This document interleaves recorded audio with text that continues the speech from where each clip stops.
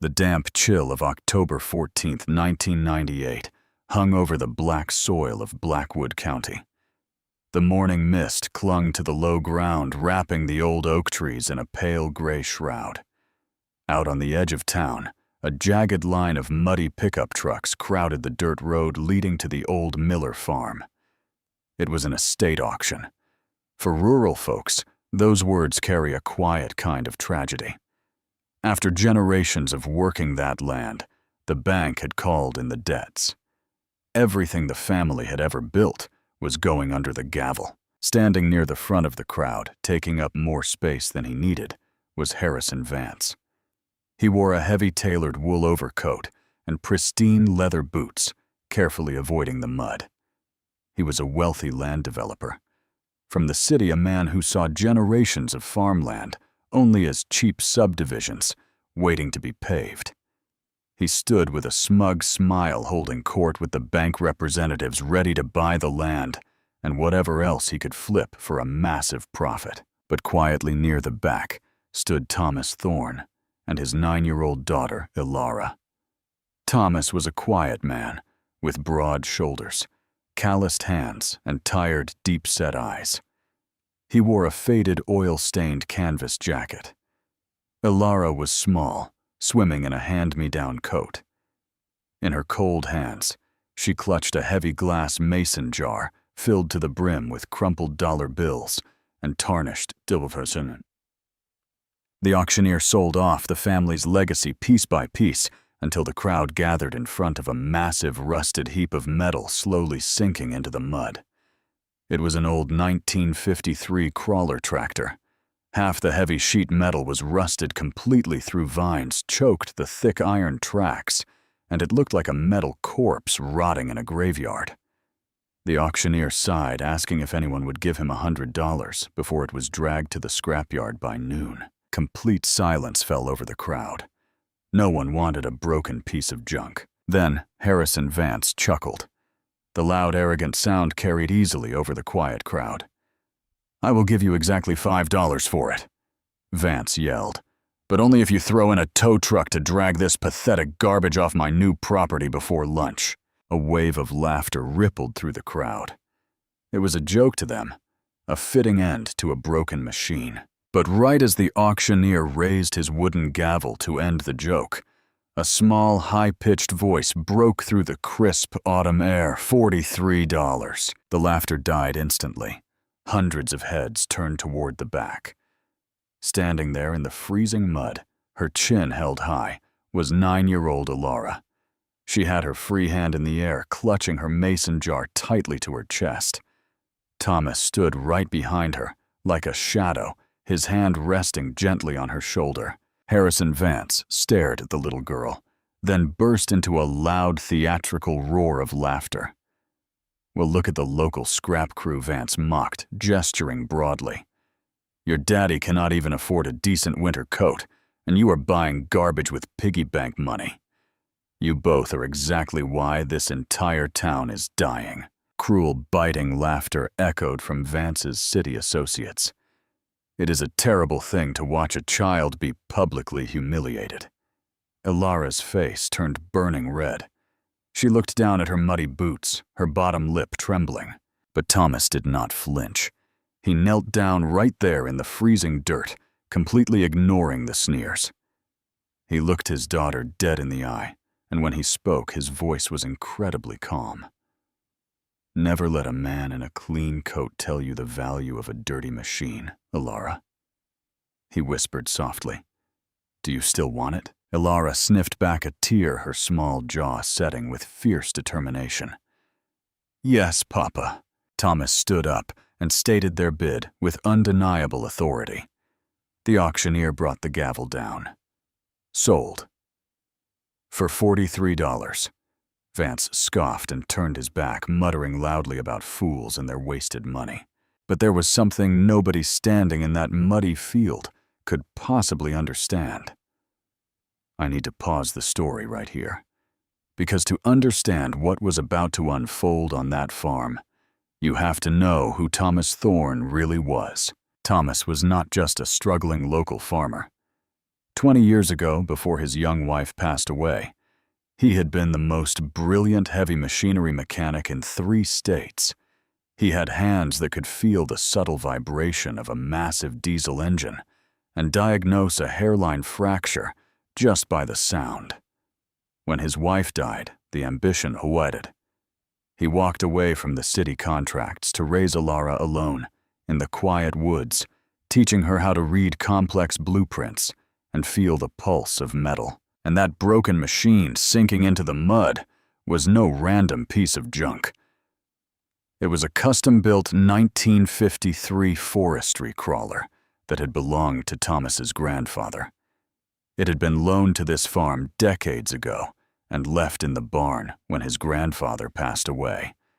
Lost to the bank, Thomas and Alara had spent the last 3 years saving every single spare dime from selling winter firewood, putting it all into that glass jar. They were not buying a broken tractor. They were rescuing their family's bloodline from the scrapyard. And beneath the rust, beneath the vines, and beneath the cruel laughter of Harrison Vance, an old heart of heavy iron was waiting to beat again. As the auction concluded, Harrison Vance wasted no time. He was a man who believed money could bend reality, and he wanted to break ground on his new subdivision before the first winter frost. He barked orders at his foreman, pointing down toward the lower valley. Blocking the only access road was a massive, immovable problem. It was an industrial logging winch, a relic from the 1940s anchored deep into the earth by decades of settling dirt, overgrown roots, and freezing mud. It was a solid block of iron and steel, easily weighing 30 tons, sunk into mud, that had the thick, unforgiving consistency of wet concrete. Vance needed it gone immediately. He waved his hand, signaling his crew. Down the dirt road rolled a fleet of brand-new, gleaming construction machines. The crowd sensing free entertainment and eager to see the rich man flex. His power lingered on the hillside. They watched as a massive, modern, rubber-tired tractor worth upwards of $200,000 rolled down the muddy slope. It was a beast of modern engineering, complete with satellite-guided displays, an enclosed climate-controlled cab, and shining bright green paint. The operator hopped down, hooked a thick braided steel cable to the sunken logging winch, and climbed back into his comfortable seat. Vance stood with his hands on his hips, grinning at the lingering crowd. "This is how you get things done, folks," Vance boasted loudly. "Power money and modern technology." The green tractor roared to life. Thick black smoke blew from its chrome exhaust stack. The massive rubber tires spun. They dug into the mud. They spun faster, screaming against the wet earth, throwing heavy chunks of mud 20 feet into the air. The modern engine screamed, pushing hundreds of horsepower to the axles. But the sunken iron winch did not move a single solitary inch. The modern tractor only succeeded in digging itself deeper and deeper into the wet earth until its axles were resting flat on the mud, completely stuck. Vance's smug smile vanished instantly. His face flushed bright red. He cursed loudly, waving his arms. "Pull it out and bring the 2 bulldozers," he yelled at his foreman. "Hook them both up right now." The tension in the cold air shifted. The locals exchanged quiet, knowing looks. 2 bright yellow modern bulldozers, smelling of fresh paint and hydraulic fluid, were carefully driven down the slippery slope. The crew hooked heavy double chains to the iron winch. Both operators revved their engines simultaneously. The sheer horsepower echoing off the surrounding hills was deafening. The steel tracks of the modern dozers ground into the earth, slipping and sliding violently in the autumn mud. The chains pulled taut, screaming, under the immense, unnatural tension. Then a sharp, terrifying crack echoed through the valley. Snap! One of the thick steel chains broke like a brittle, dry twig, whipping violently through the air and smashing into the heavy steel blade of the dozer, missing the operator's windshield by mere inches. Simultaneously, the second dozer overheated. A loud hiss of blinding white steam erupted from its front radiator as the onboard computer system automatically shut the entire engine down to prevent catastrophic failure. A heavy, awkward silence fell over the valley. The only sounds were the hissing of steam and the angry, heavy panting of Harrison Vance. His face was purple with pure rage. His top-of-the-line equipment, his hundreds of thousands of dollars of modern power, had been utterly defeated by the stubborn mud and the old dead iron of Blackwood County. "This whole place is a cursed swamp," Vance screamed violently, kicking the dirt. "Call the heavy hauling company from the city. I do not care what it costs. Get a massive crane out here today." It was right at that precise moment of ultimate frustration that a strange rhythmic sound echoed from the far side of the old barn. Clank, clank, hiss, pop, clank. The crowd turned their heads. Piercing through the thin morning fog, a machine was crawling toward them. It was moving impossibly slow. It was covered in rust, missing its side panels, and leaving a trail of loose dirt behind it. Sitting on the rusted iron seat was Thomas Thorne. And sitting right beside him, holding the heavy metal steering clutches, was little 9-year-old Alara. In the 2 hours since the auction ended, Thomas had not just been staring at his grandfather's tractor. He had opened his old canvas tool bag. He had cleaned the magneto contacts with a piece of sandpaper. He had poured fresh diesel from a heavy jerry can into the tank, bypassed the rotted fuel filter with a piece of copper line, and used a heavy iron hand crank to turn the massive engine over by pure physical strength. And because a machine built with true soul never truly dies, if it remembers the hands that loved it, the old 1953 crawler had woken up from its 20-year sleep. They slowly drove the clanking, sputtering machine down the slope, stopping right next to the furious Harrison Vance. Thomas looked down from the high seat. "You look like you have a problem, Mr. Vance," Vance sneered. His eyes filled with absolute contempt. "Get that piece of junk out of my way, Thorne. I am calling a crane. My machines could not move it. What makes you think your $40 pile of scrap is going to do anything except fall apart right here in the mud?" Thomas did not raise his voice. He just looked at the sunken iron winch, then back to Vance. "I will make you a wager, Mr. Vance. My daughter and I will pull that winch out of the mud right now. If we cannot do it, I will give you the title to this tractor, and I will personally dig that winch out with a shovel for free." The crowd gasped, stepping closer. But Thomas continued, his voice echoing clearly in the cold air. "If we do pull it out, you will refund the entire estate money to the Miller family, so they have something to retire on. And you will look my daughter in the eye and apologize for calling her a fool." Vance laughed. It was a desperate, angry, cornered laugh. "You are completely out of your mind. My machines have 5 times the horsepower of that rusted tin can. But fine, you want to embarrass yourself in front of the whole county. You have a deal.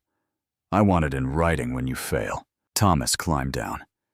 He did not speak a single word. He walked over, grabbed the heavy steel tow cable that Vance's crew had abandoned, dragged it through the freezing mud, and hooked it to the heavy iron drawbar of the rusted crawler. But what happened next was the part nobody ever forgot. Because there was a hidden secret about this specific machine. A secret only Thomas and his grandfather knew. "I need to stop here and tell you something incredibly important about old iron. Horsepower is how fast you hit the wall. Torque is how far you take the wall with you. And this was not a standard farm tractor. This machine had been a factory prototype built specifically for the high mountain logging camps in the unforgiving Pacific Northwest. It did not have high horsepower. It had something entirely different. Hidden deep inside its massive cast iron rear axle was a custom-built planetary gear reduction system. It was designed to move at a top speed of less than 1 single mile per hour, but it multiplied engine torque to a level that modern computers would deem physically impossible without snapping the chassis in half. It was geared so incredibly low, and its heavy weight was distributed so perfectly over the wide steel tracks that it simply would not spin its wheels. It would either pull the object or it would pull the Earth out of orbit trying. It was not built for speed. It was built for absolute unstoppable traction. Thomas climbed back up onto the machine. He did not take the controls. He looked at Alara. "It is your tractor, Alara," he said softly. "You show them what it can do." The little girl swallowed hard. Her tiny hands reached out and tightly gripped the rusted metal levers. Thomas knelt beside the seat, his large, calloused hands gently resting over hers, guiding her through the sequence. "Push the heavy clutch in," he whispered, his voice calm and steady. "Drop the main lever all the way down into the lowest gear." The heavy crawler clunked violently as the massive iron gears engaged deep inside the transmission housing. It was a sound of sheer, unyielding mechanical gravity. "Bring the throttle up steady now," Thomas instructed. Alara pulled the rusted throttle lever back. The old diesel engine did not scream or whine like the modern construction machines had. It produced a deep, guttural, rhythmic thud that you could physically feel vibrating through the soles of your boots and into your chest. Boom, boom, boom. A thick, solid plume of black smoke shot straight up from the bent exhaust pipe, disappearing into the morning fog. "Now," Thomas said. "Ease the clutch out. Let the iron do the work." Alara slowly, carefully released the heavy hand lever. The wide steel tracks immediately bit into the thick mud.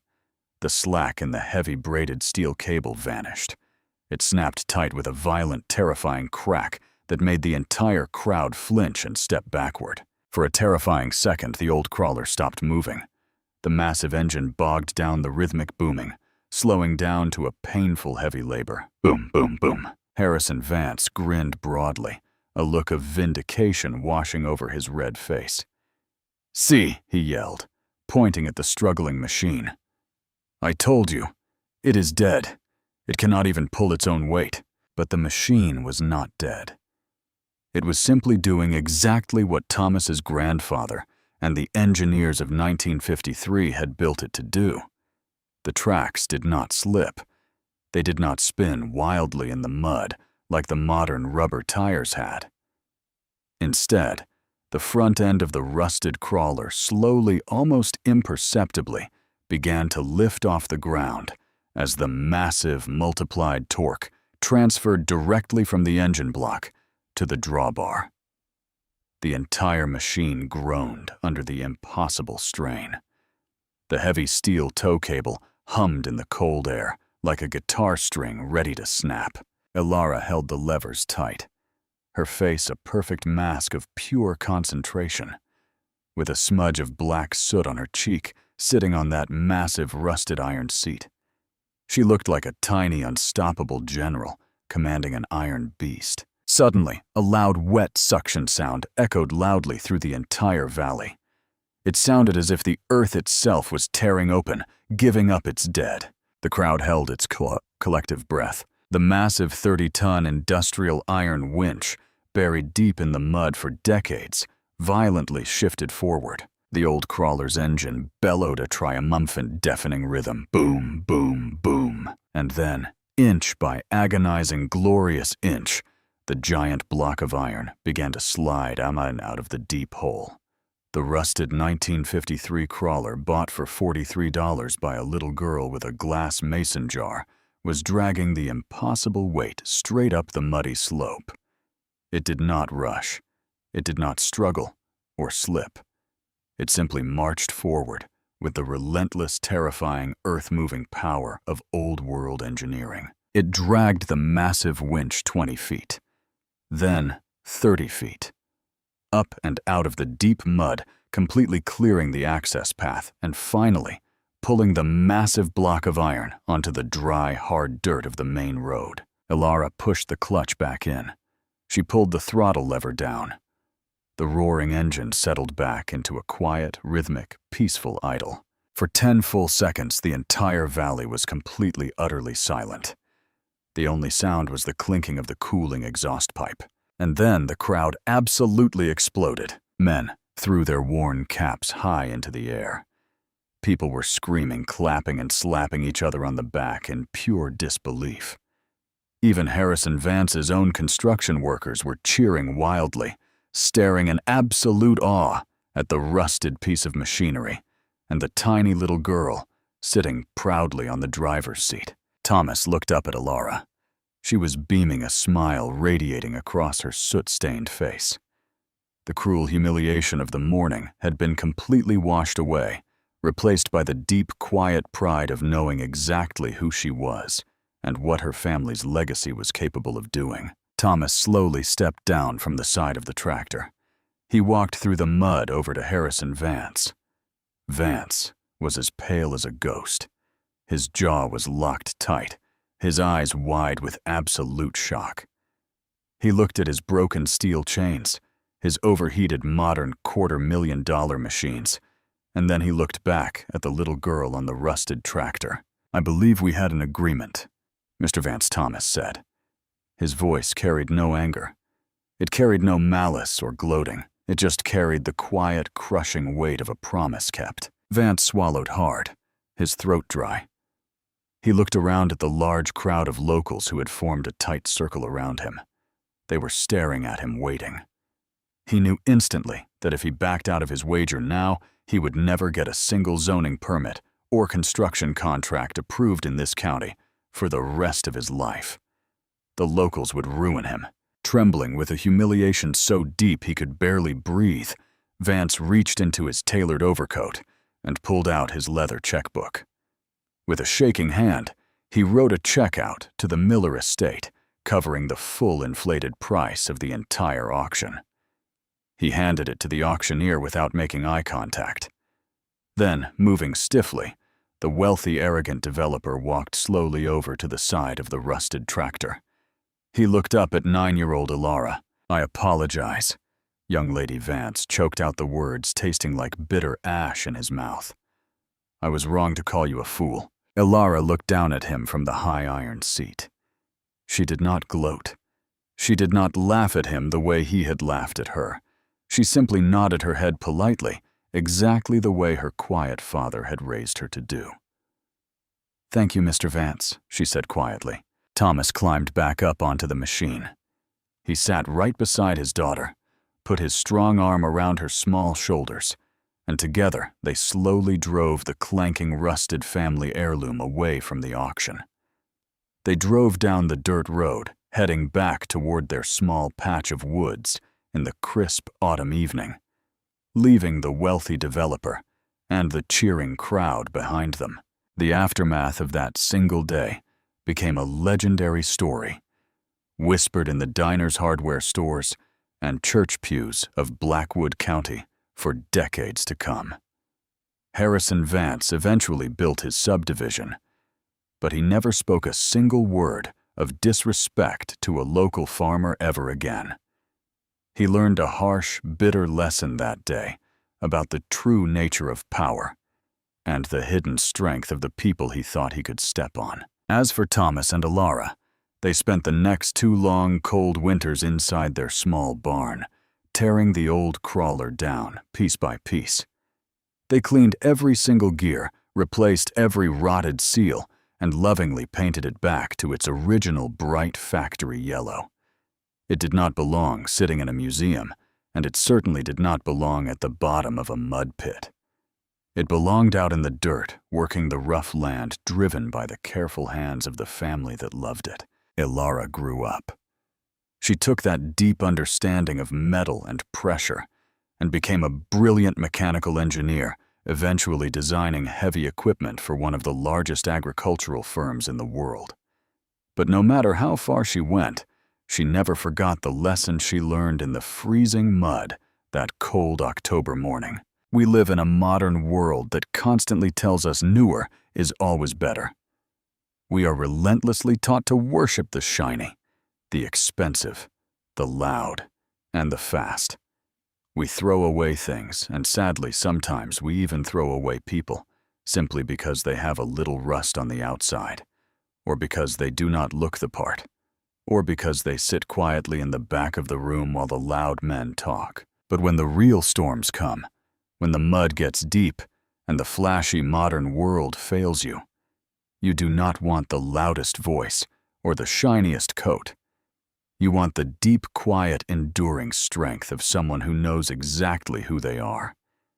You want the heavy iron, the slow gear, the unbreakable will that never needs to brag because it already knows exactly what it can pull. Never laugh at the quiet ones.